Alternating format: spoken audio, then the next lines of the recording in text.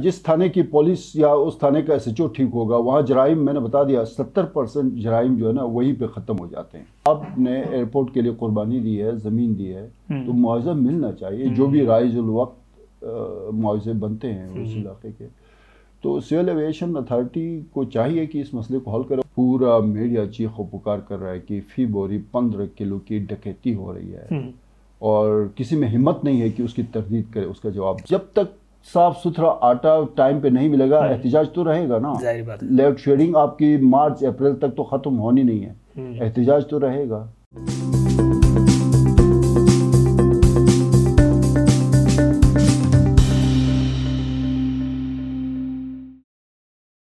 बिस्मिल्लाहिर्रहमानिर्रहीम, अस्सलाम वालेकुम। आईबेक्स मीडिया नेटवर्क में खुशामदीद। आप देख रहे हैं प्रोग्राम हालात हज़रा और मैं हूं आपका मेज़बान फ़हीम अख्तर।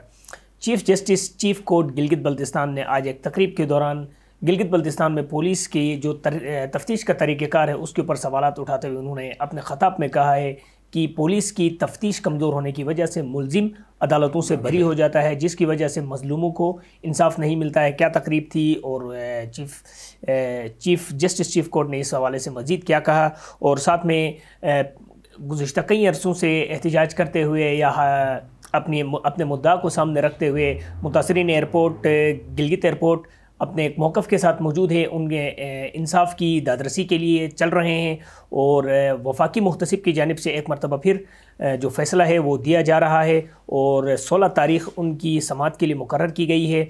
इस हवाले से गुज़िश्ता रोज़ उन्होंने एक प्रेस कॉन्फ्रेंस भी की है, उस पर भी गुफ्तगू करेंगे। और साथ में गिलगित बल्तिस्तान में जो एहतिजाज और मुजाहिरों का सिलसिला चल रहा है उस पर गुफ्तगू करेंगे।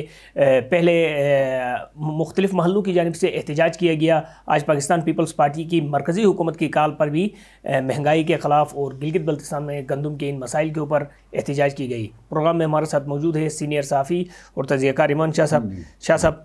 Chief justice chief court Ali Beg साहब के आज अली बेग साहब खुल के बोले हैं। आज उन्होंने बताया कि ये जो सारे चोर डकैत कातिल सारे जो बरी होते हैं, ये तफ्तीशी निज़ाम या प्रोसिक्यूशन कहते हैं पुलिस का, वो इंतहाई कमज़ोर है। और ज़ाहिर है वो उनका ये कहना था कि जज के सामने ये नहीं होता है कि वो मुल्जिम किस हद तक मुल्जिम है।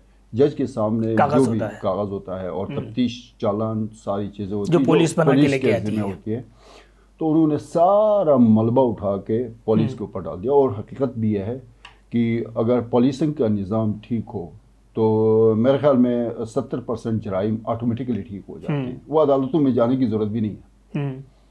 ठीक है, एसएचओ जो होता है मुताल्लिका थाने का, उसको अपने प्रेमिसेस में या हुदूद के अंदर जो भी है उस थाने के हुदूद में तमाम क्रिमिनल्स का, जराइम पेशा लोगों का, मनशियात फरोशों का, डकैत ग्रुप्स का, चोरों का, सब ताला-तोड़ ग्रुप का, खंजर ग्रुप का, और सबको पता होता है, जेब कतरों का, सबको पता होता है। ठीक है, वो अब ये उस पर डिपेंड करता है कि वो नजराने कितने वसूल करता है। और ये बाकायदा तौर पे 2-3 थानों का रिकॉर्ड ये बता रहा है कि वो उस इलाके के जो क्रिमिनल्स थे, जो कब्ज़ा माफिया थे या जो भी चोरी, एक तो चोरियाँ होती हैं और फिर कुछ लोगों ने डकैतियाँ भी की हैं, वो अपना जो ना हिस्सा वसूलते रहे हैं थाने के जो भी अमला है। पुलिस को एतमाद मिली है बगैर रिकॉर्ड ये रहा है, पुलिस को एतमाद मिली है बगैर ऐसी कोई एक्टिविटी नहीं हो सकती। नहीं, सवाल पैदा नहीं होता ना। जिस थाने की पुलिस या उस थाने का एसएचओ ठीक होगा, वहाँ जराइम मैंने बता दिया 70% जराइम जो है ना वहीं पे ख़त्म हो जाते हैं।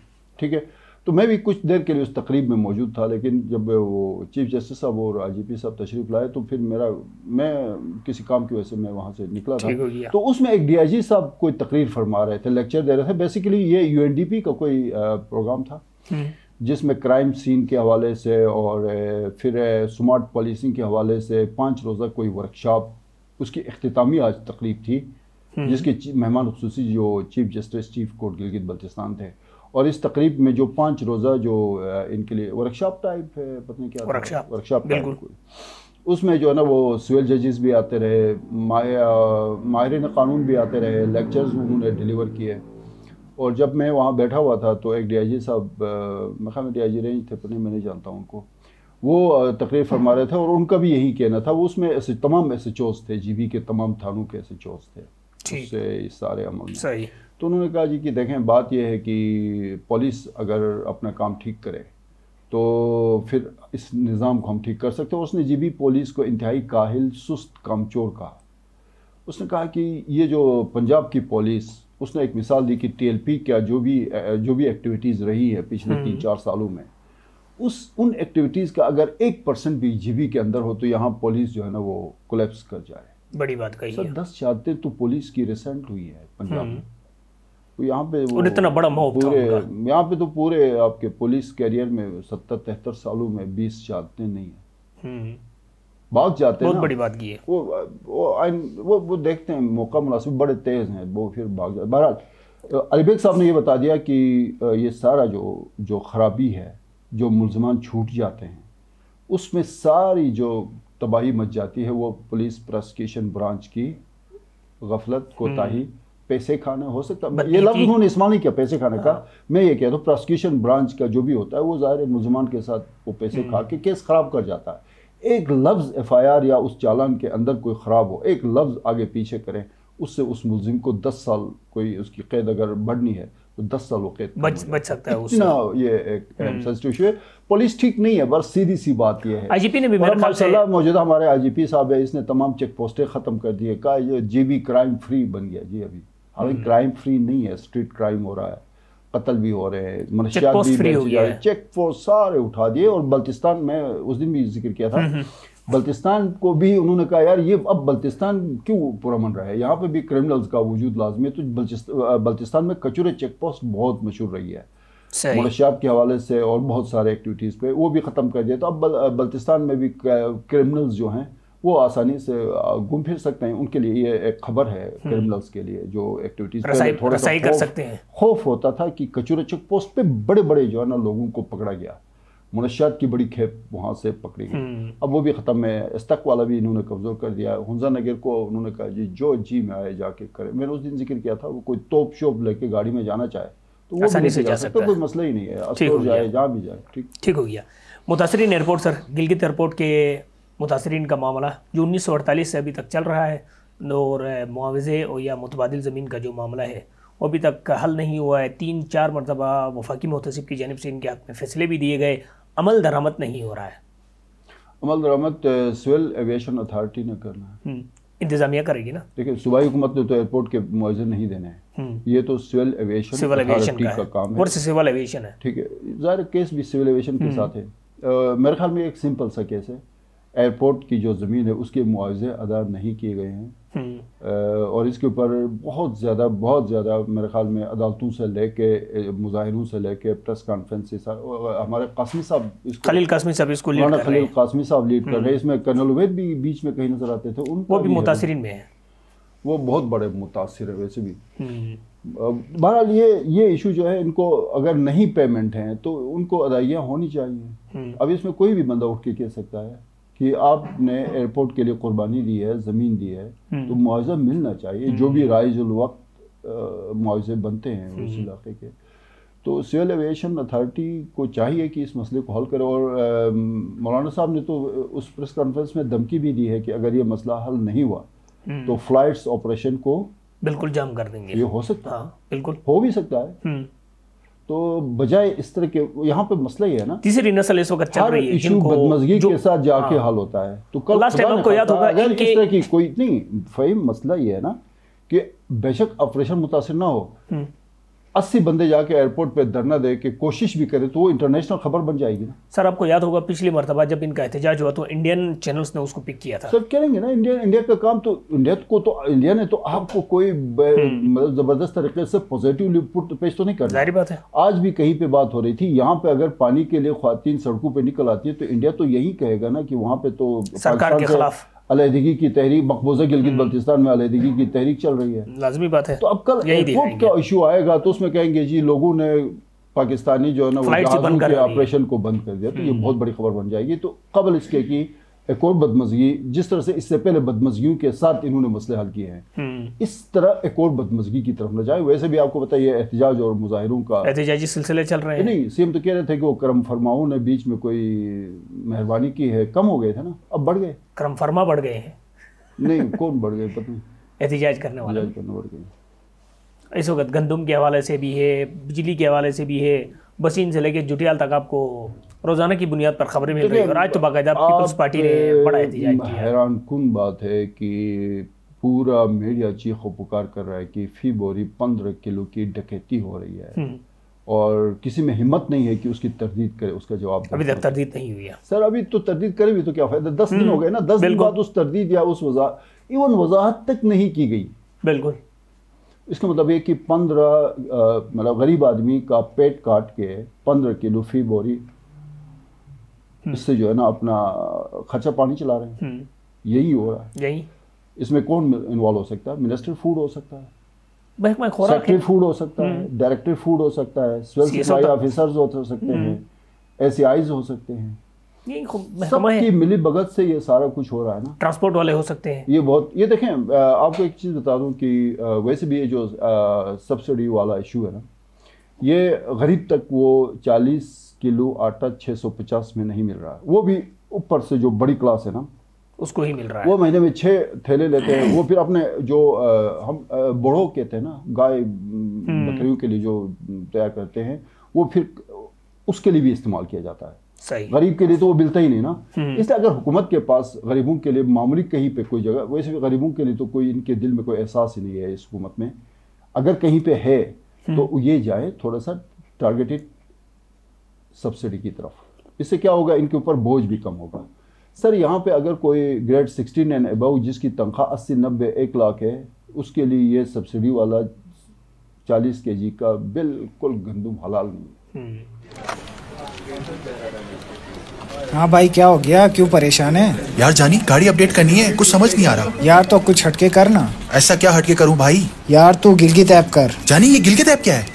यार ये एक एप्लीकेशन है जहाँ पे आप अपनी चीज़ों की खरीद और फरोख्त कर सकते हैं। ला मैं तुझे दिखाता हूँ। प्ले स्टोर पे जाओ और गिलगित ऐप डाउनलोड करो। आइटम ऐड करने के लिए प्लस के बटन पे क्लिक करो। कार सिलेक्ट करके अपनी गाड़ी की अच्छी तस्वीर अपलोड करो। गाड़ी का नाम, मॉडल और डिस्क्रिप्शन ऐड करके मुनासिब कीमत लिखकर पोस्ट पे क्लिक करो। भाई ये गाड़ी बेचो और गिलगित ऐप से नई गाड़ी खरीदो। ये क्या? तुम्हारी नई गाड़ी। वाकई?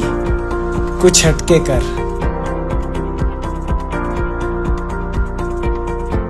हमारे मेंबरान असेंबली, वज़ीर आला, वो 3000 जो कॉन्ट्रैक्टर्स हैं गवर्नमेंट के, उनके लिए बिल्कुल भी हलाल नहीं है। पूरी कैबिनेट असेंबली मेंबरान, इनके लिए बिल्कुल नहीं है। कारोबारी तबके के लिए बिल्कुल भी नहीं है। इसको सारा एक सर्वे करके ये टारगेटेड सब्सिडी सर्वे उनके पास मेरे ख्याल से पहुंच चुका है, क्योंकि एहसास का उससे क्या होगा बताइए, 15 लाख की बजाय ये 8 लाख पे भी आपके मामला चल सकते हैं। मेरी अगर सैलरी 1.5 लाख है तो मैं क्यों कोटे से जाके वो गंदम, गरीब वाली गंदम में उसका पेट काट। इस हवाले से वज़ीर आला की तकरीर भी थी। तकरीर है ना, बस वज़ीर आला की एक तकरीर ये भी थी कि उस वज़ीर आला साहब ने कहा था कि ये जो साबिक वज़ीर आला ने भी कहा था। सर मौजूदा वज़ीर आला ने तो एक और ज़बरदस्त बात की थी ना, जब असेंबली ने मरात और ये सारा कुछ कर दिया तो उसने कहा जी मैं इसको वापस लेता हूँ, वापस करूंगा। सारा जो एक क्या है उसको तरीक़ेकार जो होता है उसको चेंज किया। उसने सीधे गवर्नर को लिख दिया और मंजूरी भी हो गई ऑलमोस्ट।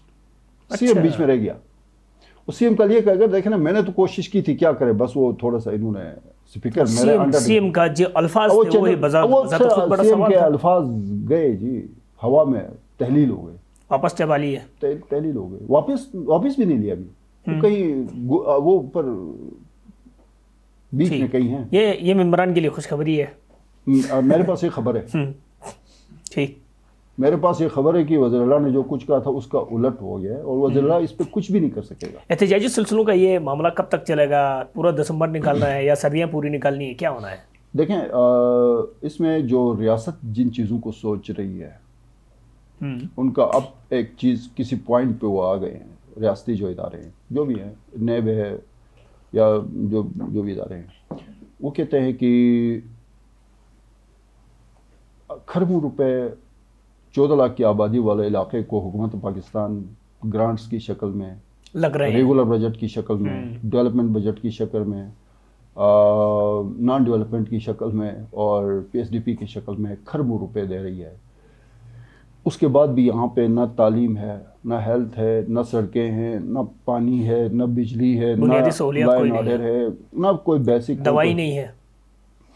अब उनका ये कहना है कि पंजाब में कोई मुजाहरा होता है कोई इंटरनेशनल मीडिया उसको ये नहीं कह सकता कि पाकिस्तान के खिलाफ हो रहा है, क्योंकि पंजाब मुतनाज़ा नहीं है, बिल्कुल उस पे जीबी का इशू है ये, ठीक है। सिंध में होता है तो ये इशू नहीं उठ रहा है।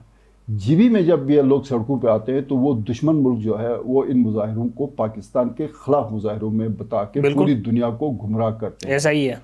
उस पे अब इदारों ने सोचना शुरू कर दिया है कि ये खराबी कहाँ से है, और खराबी का पता भी लग गया है कि ये गवर्नेंस की खराबी है। गवर्नेंस किसके पास है? हुकूमत के पास। हुकूमत कौन है? चीफ मिनिस्टर, उसकी कैबिनेट, बिल्कुल यही है। ठीक हो गया। तो अभी करम फरमाओ का कोई है? देखिए बस मेरे पास ये इतला है, तो अब इसके बाद फिर मजीद इस पे क्या बात करें। बढ़ेंगे या कम होंगे? देखें अभी आगे ये सिलसिला थोड़ा सा चलेगा। नहीं, अब आटा आपको जब तक साफ सुथरा आटा टाइम पे नहीं मिलेगा, एहतिजाज तो रहेगा ना। जाहिर बात है। लोड शेडिंग आपकी मार्च अप्रैल तक तो खत्म होनी नहीं है, एहतिजाज तो रहेगा। तो फिर ये एहतजाज इतनी जल्दी ख़त्म नहीं। और ये बहुत एक और चीज़ यहाँ आपने नोट की होगी कि एक तो होता बाज़ाब्ता तौर पे लोग कोई पार्टी एहतजाज के लिए, जिस तरह आज पीपल्स पार्टी ने एहतजाज की कॉल दी, अच्छी तादाद थी लोगों की जो मैंने देखा। बिल्कुल। अब ये लोग खुद से जो सड़कों पे निकल रहे हैं, जोगलोट में, जुल्फ़िकाराबाद में, बसीर में, कोनोदास में और खोमर में, ये बड़ा ख़तरनाक है। ये जो लोग खुद निकल आते हैं, ये इनका रुख जब ये झंडे वाली गाड़ियों और दफातर और ब्यूरोक्रेट्स के उनकी तरफ मुड़ जाएगा तो फिर उनको मेरे ख्याल में छुपने को जगह नहीं मिलेगी। तो इससे पहले बेहतर है अपने आप को ठीक करें। वो 15-15 किलो चोरियों वाला सिलसिला ख़त्म कर दें। और ये वाकई बहुत जुल्म है कि आप गरीब का पेट काट रहे हैं, और इसकी सज़ा ज़ाहिर है ये नाकाबिल तलाफ़ी और नाकाबिल। ब्यूरोक्रेसी में भी कुछ चीज़ें कोई आगे पीछे शफलिंग की खबरें चल रही है। हमने गुजारिश की सफदर साहब को इन्फॉर्मेशन में रखें, बाकी जिसको, चूँकि उसको फॉरेस्ट में लेके जाने की बात हो रही थी, उसको गुजारिश है कि जो भी हुकूमत है कि अभी उनको लाया है, कुछ वो निज़ाम को ठीक करें। इंफॉर्मेशन डिपार्टमेंट ज़ाहिर है वो फेस है सूबाई हुकूमत का। बाकी प्लानिंग एंड डेवलपमेंट से इब्रार साहब चले गए, बल्तिस्तान नहीं, बलूचिस्तान चले गए। बल्तिस्तान के हैं, बलूचिस्तान चले गए। होम सेक्रेटरी चले गए, होम साहब रंधावा साहब वापस गए। वहाँ पे यहाँ पे पूरा सूबे को चला रहे थे। वहाँ पे एक एजुकेशन डिपार्टमेंट में मेरे ख्याल में डिप्टी सेक्रेटरी के तौर पे काम करेंगे। उसके बाद फिर सेक्रेटरी फाइनेंस भी, सेक्रेटरी फाइनेंस खाली है अभी भी, वो भी खाली है। अभी इनकी जगह होगी मेरे ख्याल में। मेरे पास इत्तला है कि सेक्रेटरी तालीमात जो है इकबाल साहब, उनको होम डिपार्टमेंट शायद अच्छा एलिवेट कर रहे हैं। सुमेर साहब को प्लानिंग में या फाइनेंस में, जो फॉरेस्ट में। ठीक, पर ये है कुछ दिनों में ये हो जाएगा। साहब जब शायद आज आए हैं नहीं, उसके बाद ये चीज़ें होंगी। ठीक है, बहुत बहुत शुक्रिया शाह साहब। नाज़रीन, प्रोग्राम आपने सुन लिया, अपने फीडबैक से ज़रूर नवाजें और इजाज़त दीजिए। अल्लाह हाफिज़।